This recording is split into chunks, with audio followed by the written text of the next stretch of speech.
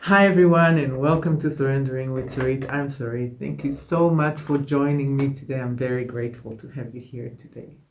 Today I want to talk about how to trust your intuition, how to recognize the sign, the omens, those synchronicities that everybody talks about, 1111 and so forth.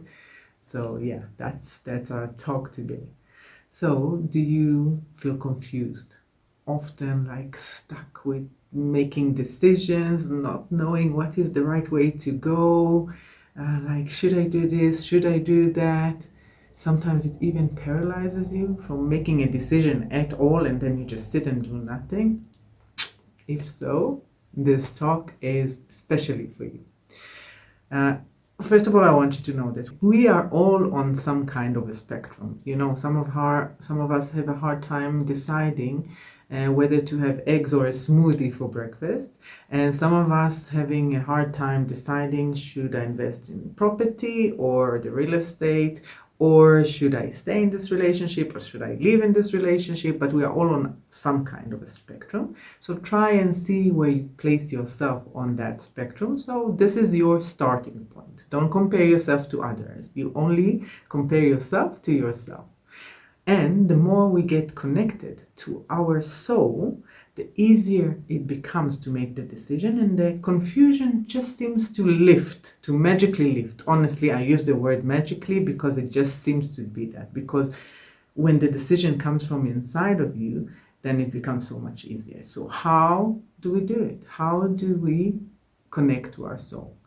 So first of all, before we even go there, I want to tell you that there is no wrong decision.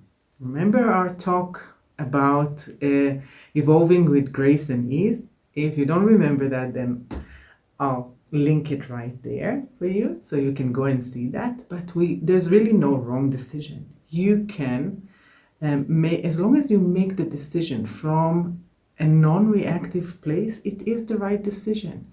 You can take the long cynic route and maybe have some pain, and pain will release and help you evolve, or you can develop with grace and ease and take the shortcut.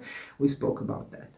So there's no wrong decision. I'm telling you that there's no wrong decision. You just need to decide by not being reactive. This is the whole secret to everything. So you know how Eckhart, I adore him, Eckhart Tolle, and he is always talking about pause and be in the moment and don't create suffering by wanting the present moment to be anything than what it is. I just finished Kabbalah 1 with David Guillaume. Shout out if you're hearing this, then I'm really so grateful, because Kabbalah brings everything back to my Jewish roots and everything makes sense. It's not about religions, it's just about spirituality, and it's absolutely amazing. So he take pause to the next level, and he says, pause, what a pleasure. And in the beginning, I'm like, David, wow, what is the pleasure? What is the pleasure in having a difficult situation, in lack arising, in fear arising? What is the pleasure? So the pleasure is not just we pause and we look at the situation from outside ourselves, we also welcoming the challenge, right?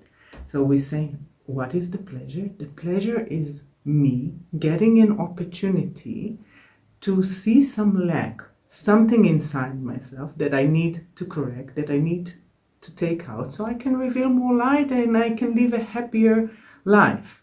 So connecting to that light, connecting to your soul, connecting to the real you will help you go into that flow that we always talk about, into the river of surrendering and making decision easily. Because the decision is, am I being reactive? Am I not being reactive? That's it. Not to buy this or not to buy this.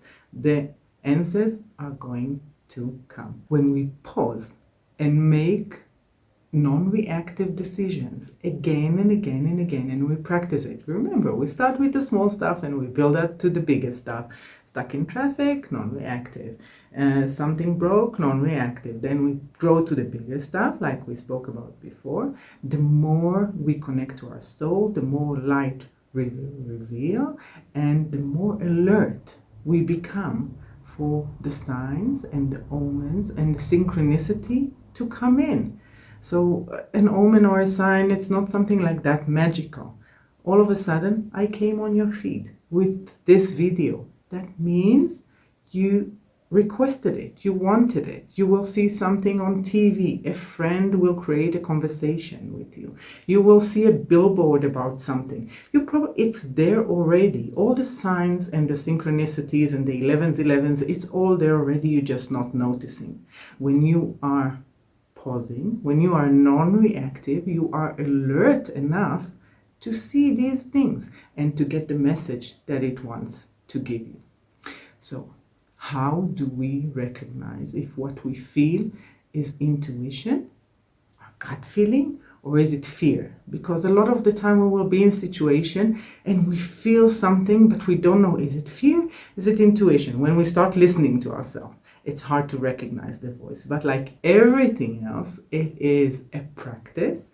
And I'm here to help to give you 3 practical tips of how to recognize if this is intuition or it's something else like a fear that's trying to distract you from the right way.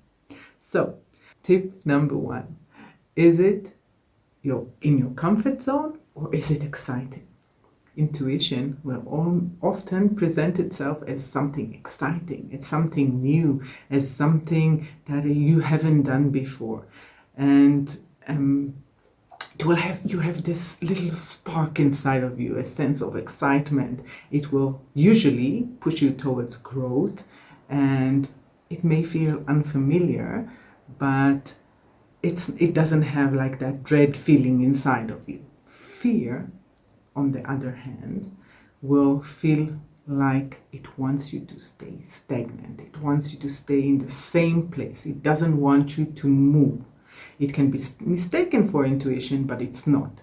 It will try to keep you in your same place, will keep you in your comfort zone, not to make any changes and stay right where you are. I talked to you last week about taking a different route to work or ordering the different drink at Starbucks or doing something else out of your comfort zone. This is how you strengthen your intuition and you know that your intuition is talking to you. So a tip to recognize fear from a exciting or a comfort zone is, does it energize you or is it draining you? Is it, just think about the vampire friends or vampire things in our lives that we spoke about.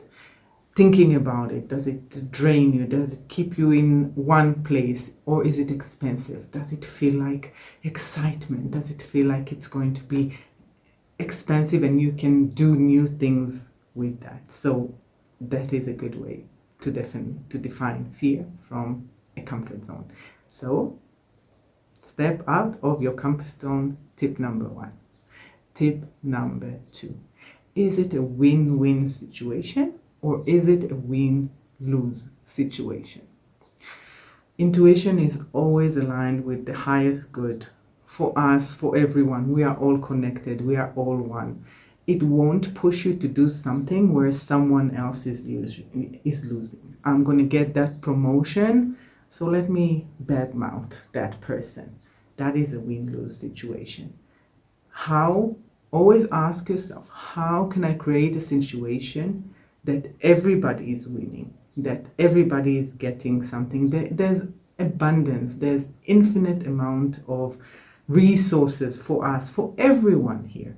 So let's try and be like the spirit and be kind and share with each other and just create situations where everybody is winning. Everybody is involved, including you. So sacrificing yourself. Remember, you are also someone, right? So that someone is losing is not you. It doesn't mean giving, and you are coming from a giving place, but you are losing. So someone's going to get hurt. Even if it's you, don't do it. This is not an intuition. This is something else that's not a sign. This is something else that's pushing you to a win-lose situation. That is not intuition. 100% no. So before you make a decision, ask yourself, is everybody involved benefiting? If no, find another way to resolve the situation. And tip number 3. Coming from a giving place. Are you taking or being selfish, or are you giving? You remember, our cup is full, it's overflowing, we are in the flow, and whatever is left, we are just so happy and so content and feel so abundant that we can share with everyone around us. Intuition is always rooted in the desire to give without thinking, what am I going to have back? If you have that calculation in your head, okay, I'm going to give that, but they're going to give me back that. I'm going to do that, but I need to get that back. That is not coming from a giving place. If your friend calls you, come and help me, I'm sick, do this for me, are you going to come and help them because you want to help them, or because you don't want them to think you are a bad friend or you are a bad person, or maybe when you are sick, they are going to help you? So if it's coming from that place, that is not a loving, giving place. Come from a loving, giving place and try your hardest to do. And just pause and ask yourself, am I offering this out of love or out of a desire for personal gain? That is a good question. You just stop for a second and you say, is it that? And then you will know.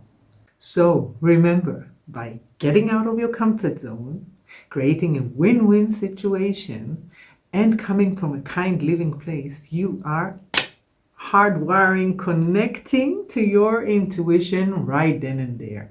The signs are going to come. You're going to feel expansive. You're going to feel growth. You're going to feel prosperity. You're going to feel abundance. Everything that you want is going to manifest. And when you are disconnected from all of that, you're creating win-lose situation. You're not listening to your omens. You are not coming from a giving place. You're being selfish. You're going to create discomfort, stagnation, pain, not growth. All of that is going to manifest. You have the positive, you have the negative. There it is, guys. So if you know someone that is struggling with making decisions, you know what to do, right? Just share it with them so they can connect to their intuition and make life so much easier and happier. Love you guys. Love and like, share, like, subscribe. See you next week. Bye-bye.